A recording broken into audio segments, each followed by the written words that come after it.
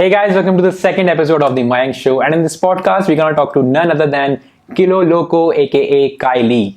Yes. So guys, if you are an iOS enthusiast, so you must have watched his videos out there on YouTube. And if you haven't yet, go check out his channel. But before that, you need to listen to what he says about his life, how he has made large in life from starting just from a restaurant up to the point where he is currently working in one of the FANG companies. He has talked a lot about how he has made it large and how you can learn something from it. He also talked about how being a completely non-tech person, how did he start off in the technical world and how you can also start off by putting some efforts, right? So I have divided this podcast into two parts because we had a quite long conversation. We almost had more than 1.5 hours long conversation. So that's why I have divided it in two parts so that you can consume this content more comfortably and so that you can get at most value out of this podcast. So here is the first part of the podcast and the second part would be released in coming 1 or 2 days. So without any further ado, let's roll the intro.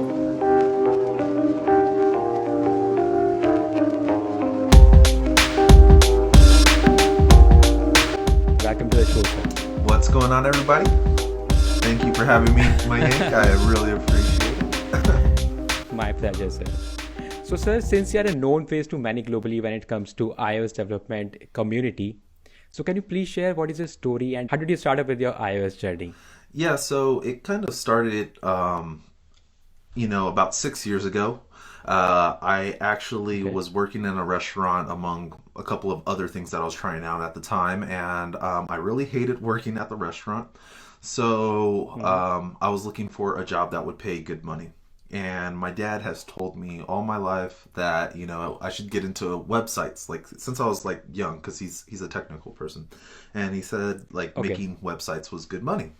So I started looking into web development early 2014. And, I was coming along, HTML and CSS, easy enough to learn.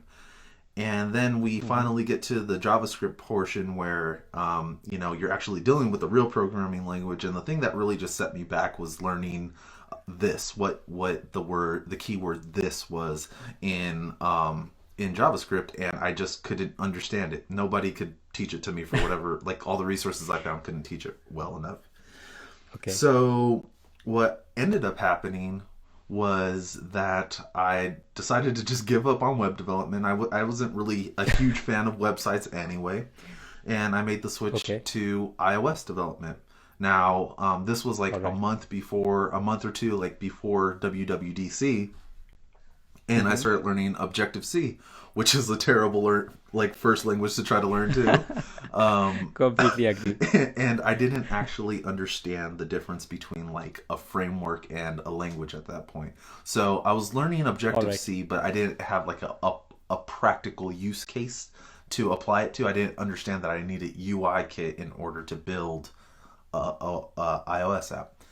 So I was learning the ins and outs of Objective-C, the language, and I was still trying to understand how this was going to make an app. And then, a couple weeks later, Swift is announced, and I got to watch that WWDC from my living room. I remember turning it on because I was... So you're talking about WWDC in 2014? Yeah, right? in 2014. So all of this is all in 2014. So web development started out, then tried Objective-C, and then Swift gets announced, and I'm just dabbling with it. And at this point, I'm technically working full-time, but it's a part-time position. I'm just picking up as many shifts as possible and doing a little bit of overtime at the restaurant. And I kind of got to follow along with Swift from the very beginning. And it wasn't until the following year, which was 2015, that I actually started taking iOS development a little bit more seriously and started learning more of the UI kit and putting together basic apps and things like that. So that's kind of the very beginning of the start. So, sir, as you just rightly mentioned, how did you start off with your iOS journey? But I would like to know that did someone taught you or did someone guide you apart from your father? So you just told that your father was also technical. So was he kind of an engineer or was he into the software thing?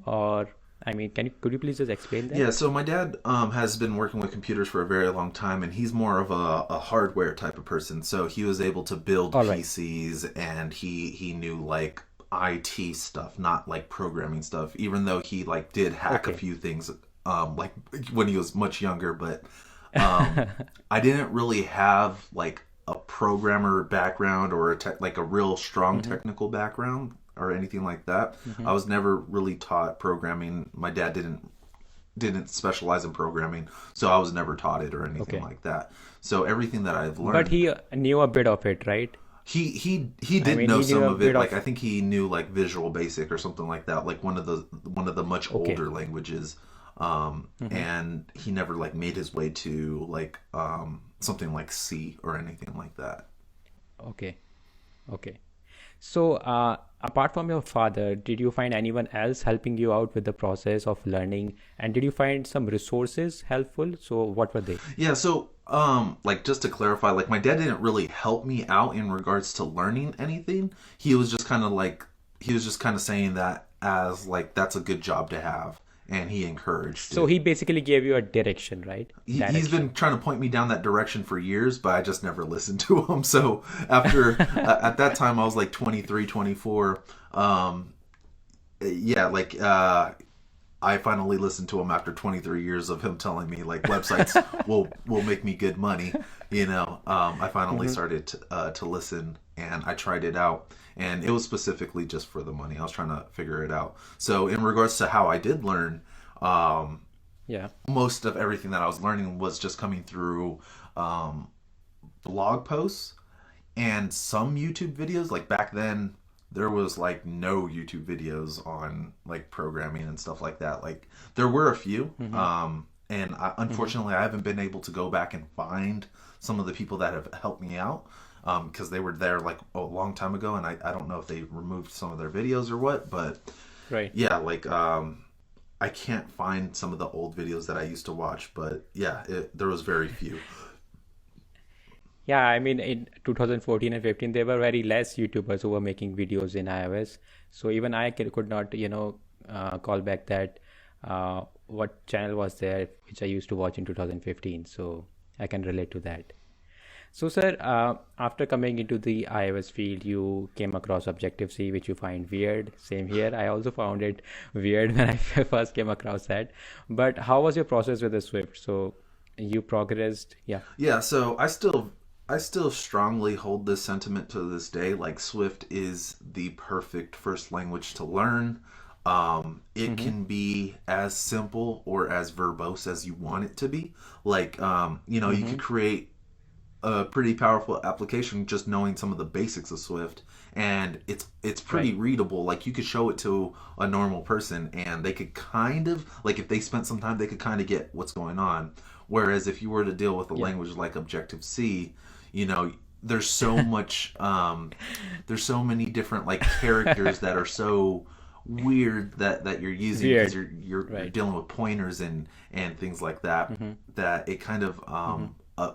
makes it harder to understand to just a regular person, I would say. Mm-hmm. So, what would you advise to a person who is a completely newbie in terms of programming and he want to switch into the technical field? So, what would you recommend him or her to how to make this switch in the technology world? Yeah, my number one recommendation is always to learn iOS development in Swift, and that's not coming from somebody that doesn't know other languages. Like Mm-hmm. I can do Android development, I could do Flutter development. I've played with stuff with JavaScript since then, and I can get around with things like that. I know Python. I've worked with a lot of different languages, and I've tried a lot of different things. And at the end of the Mm-hmm. day, honestly, if you can get your hands on some type of Apple machine, then Mm-hmm. iOS development is going to be the easiest thing to start off with because the tutorials are easier to follow. Like whenever you watch on a tutorial or whenever you come across a blog post, if you write down whatever it is in the tutorial or blog post, then it's just going to work on your project as well. Whereas if you're in any other environment, Mm-hmm. if your system is Mm-hmm. out of date, if you don't have the same aliases, or if anything is different, it's just not going to work. And then you're forced to immediately start debugging from such an early stage where you don't even know what's going on. So that's why I always recommend Swift in iOS development as the starting point. Even if you don't feel like following through with it, it's a great starting point. But some people really complain about the hardware requirement that it needs to start off. Like everyone doesn't hold a Mac. So that's one thing that I came across, that people find difficulty in starting off with iOS. So if not iOS, then what? Yeah, so I completely understand that, because that's usually the only like argument for why they can't start iOS development is just to get a brand new Mac, it costs $800, right? And my argument to that would be, one, like, actually try, because like if you can get your hands on an old piece of hardware, like I started in the industry, like I got my first job in 2016 and I was working with a 2009 Mac. So my computer was 7 years old and I got hired and it was working, right? So if you can find a computer that's 7 years old, a Mac computer that's 7 years old, whether it be a Mac Mini, a MacBook Air, just an old MacBook, whatever. If you can find an old computer, then please try to go after that, because it's definitely going to be the easiest way. Because you're going to end up spending money somewhere, right? Like you're more likely to, if you're not going to spend the money on the hardware, then you're probably going to end up spending the money on like a course or something, or several courses, which you may not even take. Exactly. So I would still recommend trying, but that's just not an option to some people. And I understand that situation. Like the financial situation is just not there to where you can go out and get a Mac of any kind. So if that is the situation, and I understand that you're in a financial bind where you can't spend a whole lot of money, what my next best recommendation would be to learn Python. Python is, I would say, probably the next simplest language to learn. And there are a lot of different practical use cases for Python, and you can get started and running on a Python. Like you can start writing and learning Python if you like pick up a Raspberry Pi. So you could get like a $35 computer. You just have to find some type of monitor to plug it into, some type of keyboard and mouse, and you're pretty much set to go. So you get a $35 computer, and you start learning some Python, and you're able to do scripts, and then you can learn all the basics that way. So the only bad thing I think about Python is that it's not type safe. So essentially, you're kind of that it's just like a different learning path. Whereas I feel like type safety is something that is much easier to grasp as a beginner or an aspiring developer. Yeah, I really like the idea of getting an old Mac for some low cost, so that you can at least start off with it, and eventually you will end up getting maybe an internship or something. Then you can upgrade it. Exactly, right? Absolutely. So that's how you can start off. You also mentioned about the tutorials and the blogs from which one can understand and learn things. So that tutorial thing came to this point that you also have this amazing YouTube channel on which you make great videos. So how did this happen to you? How did YouTube happen to you? Yeah, so it was like about a year after I got my first job. So I got hired in 2016 as an iOS developer. And then in 2017, almost like a year to the date of my hire date, I think I started my YouTube channel. Now, I had always wanted to do a YouTube channel. I wanted it to mostly be around like vlogs, just like lifestyle content. But, I'd never really followed through on that. But the YouTube thing kind of started because, at the time I was still watching a lot of YouTube videos. I'm a auditory learner, so I need to hear somebody explain something for me to actually like interpret, like to understand that.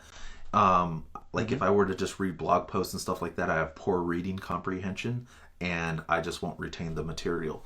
So I was consuming a lot of YouTube videos, whatever was out there, and still at this time there still wasn't that many out at the time. Right. Swift definitely pushed a whole wave of new YouTubers out onto the platform, but you know, the topics that were covered, it just wasn't like broad. So whenever I was looking for something and I wanted to understand how something was working, I'd come across a YouTube video, and the majority of the time when I found a video covering the topic that I was interested in, what would happen is they would get to the part to where I was actually specifically interested in, and then they would paste something in, and then they would just be like, "Oh, you just paste this here, and then everything just works." And that was super frustrating. I could not stand that. Right. And in particular, the video that kind of just forced my hand into getting into YouTube was multi-part form data, and being able to upload like an image through a multi-part form request. So when everybody was pasting this block, this string block at that, this string block of code, I decided, you know what, that's not good enough. So I'm going to do my research. I'm going to understand this. And when I do, I'll release a video on it. So I did that. But since I felt like that was going to be such a great video, which I think it did perform pretty well, I started off with a couple of videos, some starter videos, just some other topics that I had learned and I thought would be useful.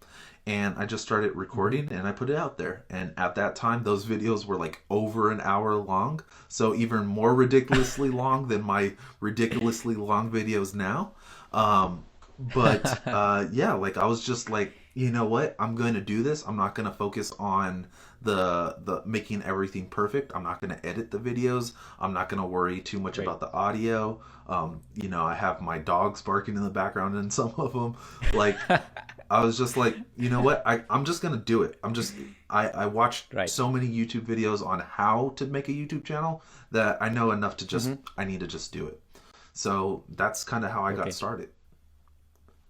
But that is all fine. I mean, you started off and you told me all about how you started off and why you make these long videos without editing them. Because you want to be you. You are like, it's your USP. I can clearly see that. But why is it that the name of the channel is Kilo Loco and not your name?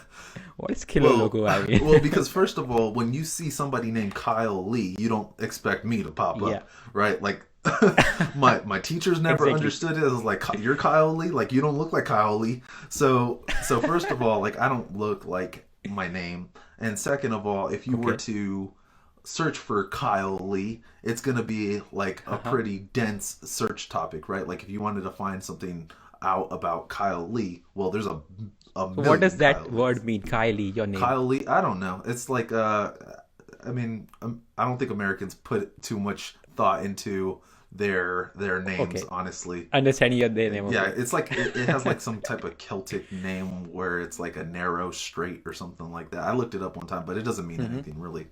But so there was that, and I wanted my YouTube channel to be like findable, so I wanted to make sure that the name was different. Now, as a kid, my uncles, which are just a little bit older than me, they're only like 5 years older than me or so, they would call me Kilowatt because I have a lot of energy, and I would just be like silly and all kinds of stuff.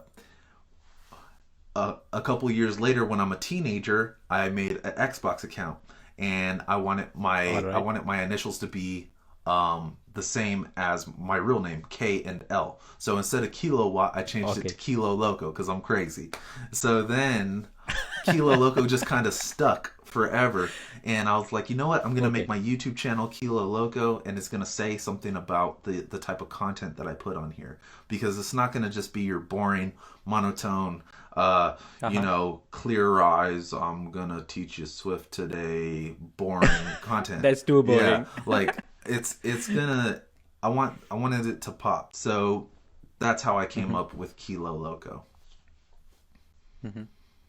And how did you bring it to the mainstream? Like you just started off with your YouTube channel, then it started eventually growing. Like I have seen you growing on YouTube because I've been following you for like 2 to 3 years.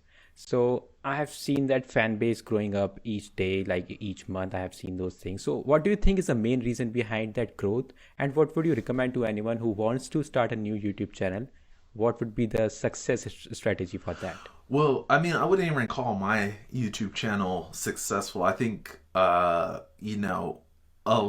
when it comes to the YouTubers that cover Swift related topics, I think I'm like actually one of the smallest ones, if you compare me I to, mean, the numbers really don't matter. I think the quality matters. And if we compare the quality and we don't just look at the numbers, I mean, we can say as an audience, I can say that you are one of the most, influential people when it comes to iOS community. I So appreciate that. yeah, Thanks. you can carry on. Yeah. Well, I mean, I'm talking from a numbers perspective, right? Like, because you Uh-huh. brought up the growth of the channel, and Uh-huh. the only way that I could kind of measure that growth is through like the numbers. So when I say like, yeah, um, there has been success in my terms, but I'm not like the most successful, right? And Being the modest one. and what I would say is like if you are interested in making a YouTube channel, I think that's absolutely Mm-hmm. great, and I really hope that you continue through with it.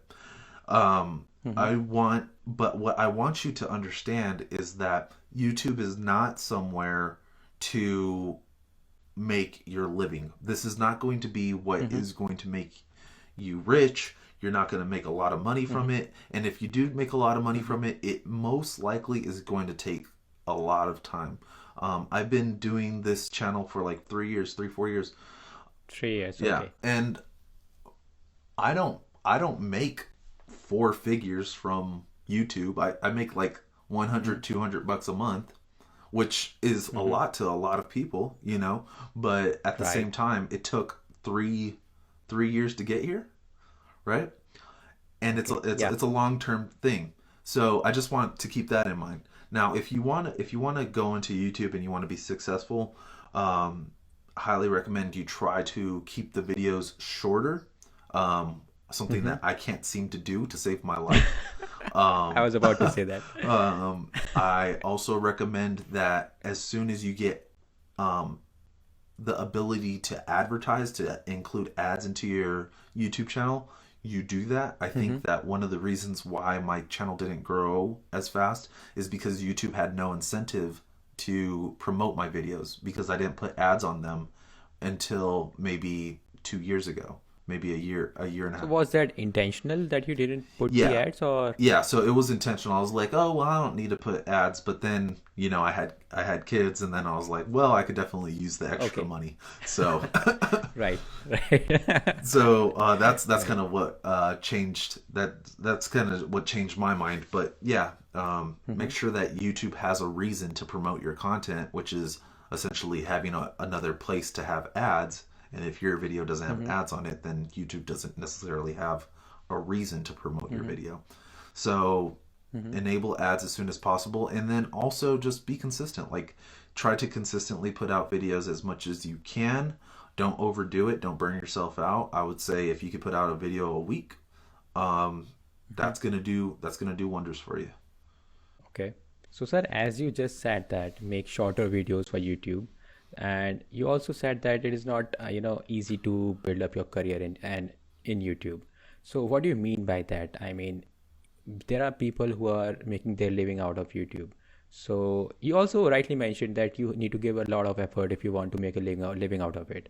But at the very first impression was that it is not for making the living, right? So, could you please just explain that? Yeah, so if you're going to do YouTube, make sure that your intentions are correct. Like, you're not just doing it for money. If you're doing it for money, then Mm-hmm. it's not going to work. That's just plain and simple. So what you should be doing YouTube for is because you want to maybe document your progress, or you want to provide Mm-hmm. and kind of give back to the community because there's not a resource for whatever the topic you're going to cover, or you want to Mm-hmm. just use it as something to add to your resume, or Right. not even need a resume and just have opportunities come to you. Um, I can confidently say that YouTube has opened so many more doors for me than I would have ever thought were possible. I've met famous people. I've met the YouTubers that we all look up to, even like bloggers and stuff like that. I've gotten to speak at events. I'm working at AWS now. Like all of this stuff is simply because I started YouTube, and I have a reputation. If I wanted to, if I wanted to go and look for another job at another FANG company, then I could Right. probably reach out to my network and find somebody that works at a FANG company, and that would probably put in a good word. And that's super valuable. And it's kind of in a lot of ways, I would actually say it's more valuable than the money that you think that you might be making from YouTube. Because you have all these opportunities to top tier jobs, or potentially build your own business around it. You could create courses, or launch books, or just you could do any number of things with YouTube. But I wouldn't say that YouTube ad revenue is going to be the way that people make their living most of the time. Especially, But it can eventually, yeah, it definitely it can. can It eventually. can, but most likely not in this particular field if it's revolving around tutorials, or yeah, like very heavily technical related content where you're recording a screen. Like more likely than Right. not, it's not going to be something that's going to sustain you and pay Right. your bills. If you were doing something like, if you're a super interesting person and you're traveling around the world and you're doing a YouTube channel around that, Travel vlogging. yeah, travel Uh-huh. vlogging, and you have a bunch of followers, then they know you for that, and they're going to come back and watch your Right. videos all the time. Whereas, like, only a quarter of my subscribers come back and watch my videos, right? Like, every time I put out a new video, it's on something that may or may not be interesting to them, only because it's Right. solving some type of problem which they may or may not have, right? And if you follow, Like in that term, I can say that you were at one point of time you were pushing some Android videos as well on your channel. So at that point, I was not watching those videos yeah, just because I was more interested into iOS one. Yeah. yeah, I'm actually going to be So that's pushing Android videos and Flutter videos now. It's something that I'm interested in. And, this pandemic has really opened my eyes to expanding my skill set. I really enjoy working with Flutter, and I feel that knowing native Android development is going to be a useful skill, especially since Kotlin has a lot of applications as well. You can do Kotlin on right. the server. There's also Kotlin cross-platform or multi-platform, whatever it is. I need to still look into it. But yeah, like I want to expand my tool set, because if I end up getting laid off again for whatever reason, then I have even more opportunities or even more job listings to choose from. So for those who don't know Sir's case about laying off, so I would like to put this forward that Sir got laid off from a very reputed startup in US that's called Bird, right, sir? Yeah. And it was about scooters, the electric scooters, I believe. Yeah, that's right. So you kind of handled that situation very, I would say, decent manner. I mean, at the time of pandemic, like it's going on already, and we have seen a lot of posts coming out on LinkedIn about laying offs and people looking out for a job because their company made some reason or the other to just laying off them. So at that point of time, we came across your video and we saw how maturely you handled the situation. But I would like to get the insight of how did you actually manage to do that? Because on camera, we can say some things that people might would like to hear or would feel good about it. But how was you at that time when you faced this situation? How did you handle that? Well, the video that I did was a pretty raw reaction to the laying off.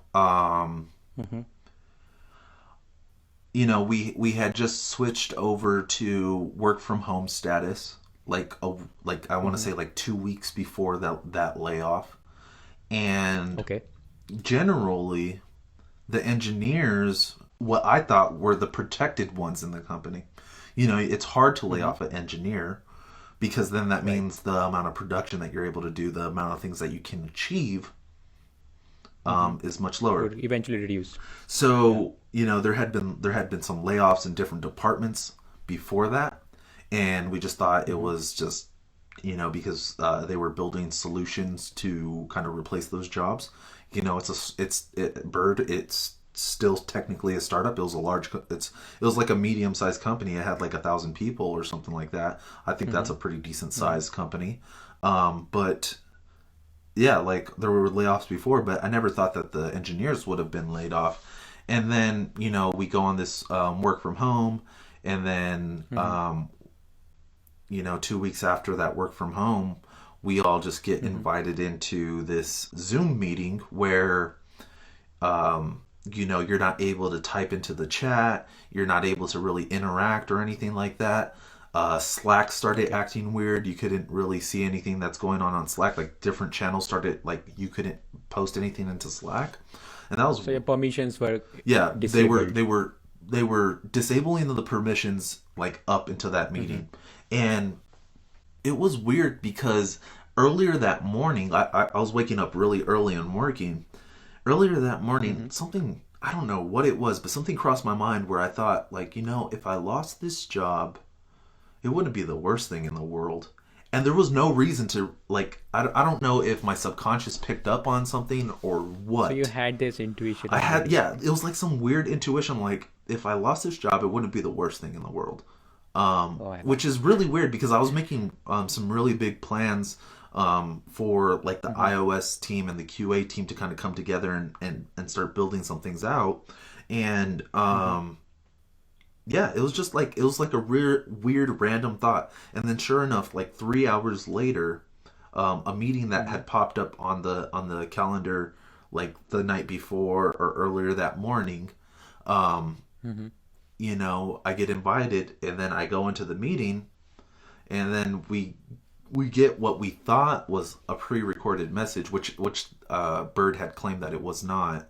But but the fact of the matter is it felt like it was a pre-recorded message, where it's saying like, oh, COVID has been hitting every company hard, and it's been hitting us hard, and effective immediately, we will no longer be needing your services, blah blah blah. And then this was a meeting that 406 people were invited to. Yeah, 406. and I think maybe only 300 people were able to attend for one reason or another, Okay. whether they were not able to make it into the Slack room or maybe they slept in. But Okay. yeah, it was kind of messed up. But at the end of the day, like the way that I kind of thought about it was like, if I didn't get fired, then I would have stayed there forever. Like I'm the type that You really loved I, that I, I company. really I really did. I really did. Like I enjoyed the iOS team that I was working with. I was there was like a lot of good things about it, and I really enjoyed it. The only thing that was bad was the commute, which was a 7 hour commute, three and a half hours one Three way and a half and hours. three and a Yeah, half I know hours the other way. that. But other than that, it was a really good company to work for, and I think that they handled it poorly, but I mean, at the end of the day, the result is the same no matter how they handled it. And the way that I saw it was like, you know, you have to like if I could have chose two paths, right? I could have either been like all crying about it and pissed off and angry, Right. or That most of the people do. yeah, and that's that I understand that, and I'm not bashing on anybody that felt that way Right. or went through that, but it's not helpful for you or for anybody to be that way because if you don't keep a positive outlook, which is the other path that you could go down, if you try to look for the silver lining, the pros of the situation, then you can't keep your eyes open for new opportunities.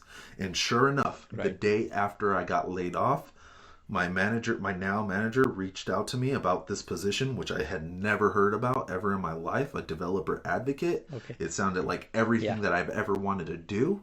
And Mm-hmm. now I work at AWS, which is one of the most reputable companies on the planet. So I think everything did turn out for the best. And it was only because I was able to keep that positive outlook that like would even allow me to answer my messages and make a video about what happened and try to encourage other people to like keep a positive Mm-hmm. outlook.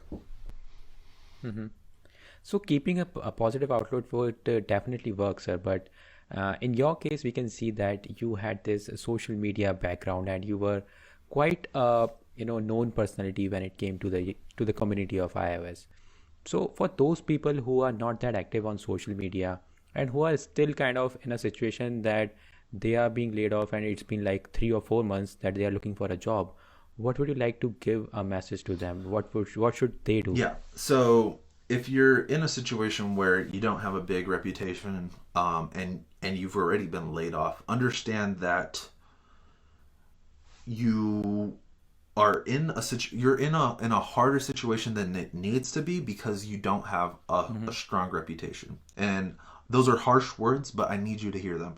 Like, your situation might be worse right now because you don't have a strong reputation online, and I want you to Right. remember this, and hopefully it will drive you to make a change, hopefully starting now, to start building your social media, whether that be Twitter or you're on Reddit or whatever, but have Mm-hmm. some type of reputation that you're building up Mm-hmm. always. Now, that's something that you can't change right away. It's going to take time to build that up. So what can you Right. do right now?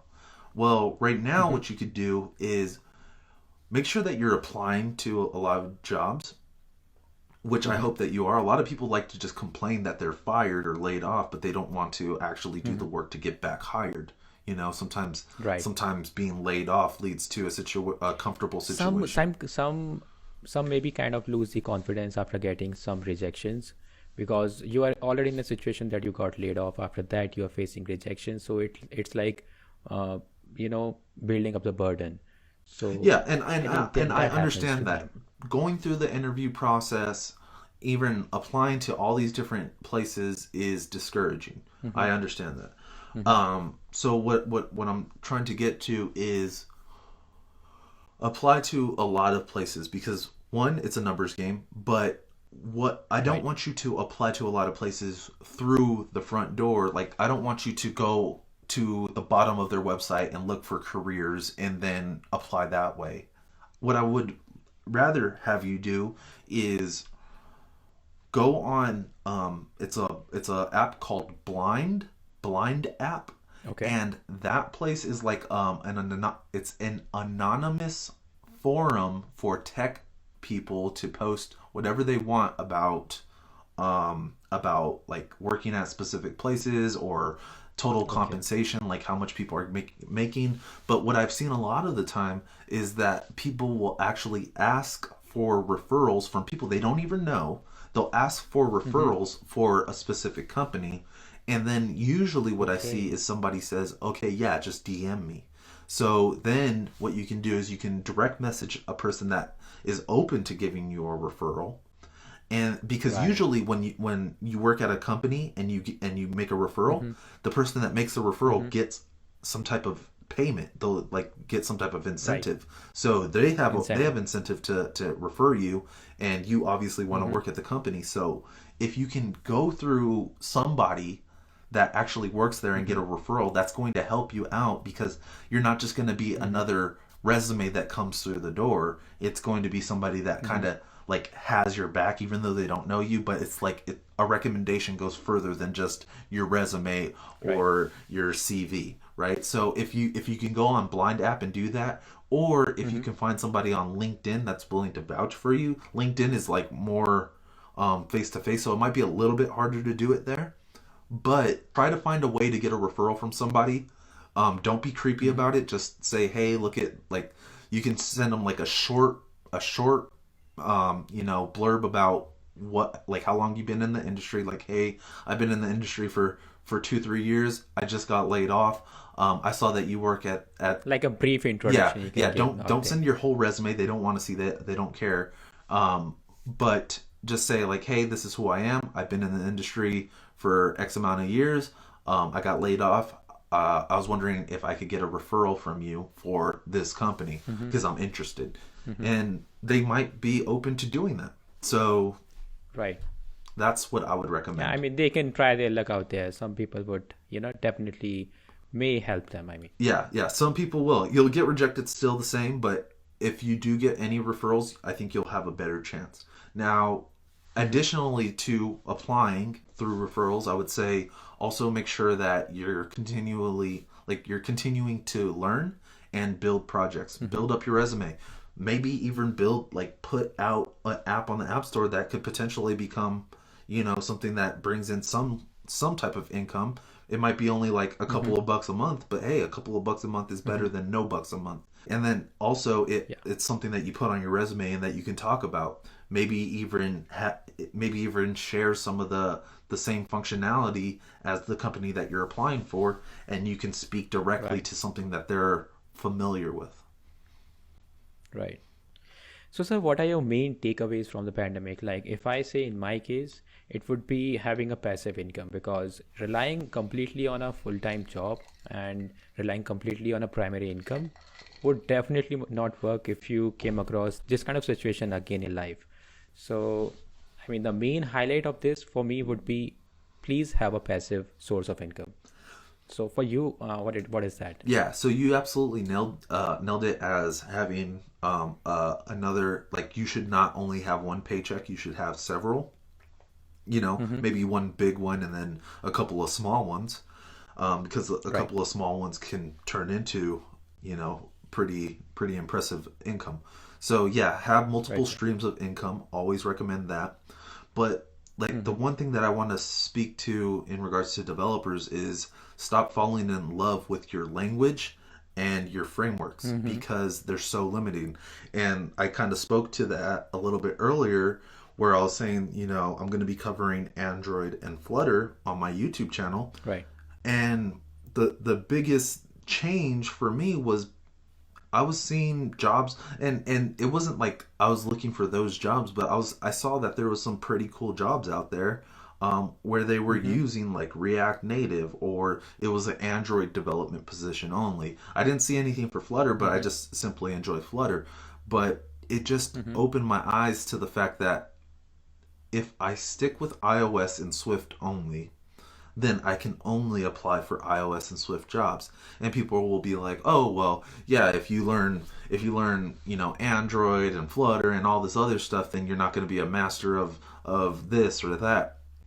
When in Right. reality, like, technical skills actually do transfer a lot of the time. Like once you know one language very well, a Mm-hmm. lot of that stuff can be transferred over pretty easily, and it actually makes you Right. a better developer in your native language. Like there's things that I do in Swift now that are strongly inspired by the Android development that I did at Bird, Mm-hmm. and some of Mm-hmm. the other languages that I've come into contact with. So it changes, Mm-hmm. it opens up your mind and it allows you to. It gives you a perspective about other fields as well. I mean, in case some situation arises that you need to switch in some other technology and there is some scope that is ending for your technology, it would be more flexible for you to switch.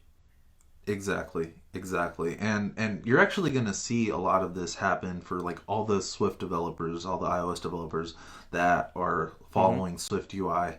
Right now with Swift UI, Mm-hmm. there's no best practice, like a community adopted best practice for handling like navigation and things like that, and state Right. management and things like that. I can almost guarantee that when we do come to a community developed consensus on what's best practice, I can almost guarantee that Mm-hmm. it's going to come from some other practice that's done in like React Native or Flutter or Right. Android. It's going to come from somewhere else, and we're just going to adopt it to iOS and Swift UI. So, Like Right now, for SwiftUI, people can relate it to React. Like React is also declarative in the same way SwiftUI is.